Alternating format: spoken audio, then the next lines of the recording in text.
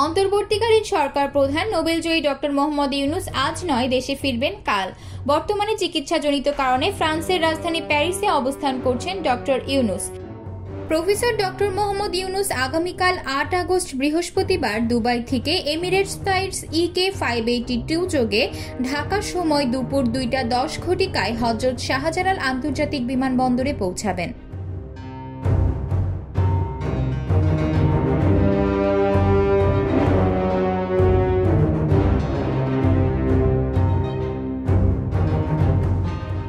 অন্তর্বর্তীকালীন সরকারের শপথ নেওয়ার দিনক্ষণ বা সময় চূড়ান্ত হয়নি বলে বঙ্গভবন থেকে জানিয়েছেন রাষ্ট্রপতির প্রেস সচিব জয়নাল আবেদিন।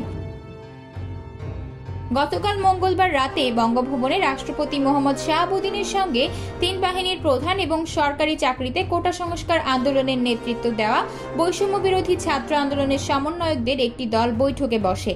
বৈঠকে এই সিদ্ধান্ত নেওয়া হয়। মহামান্য রাষ্ট্রপতিও সম্মতি দিয়েছেন ডক্টর মোহাম্মদ ইউনুসকে প্রধান করেই অন্তর্বর্তীকালীন সরকার দ্রুত সময়ের মধ্যে গঠন করা হবে। ডক্টর মোহাম্মদ ইউনুস নতুন সরকারে যোগ দেওয়ার বিষয়ে বলেছেন, যে শিক্ষার্থীরা এত ত্যাগ স্বীকার করেছেন তারা যখন এই কঠিন সময়ে আমাকে এগিয়ে আসার অনুরোধ করেন তাহলে আমি কিভাবে তা প্রত্যাখ্যান করি। আতকিয়া মাইমুনা, বার্তা 24।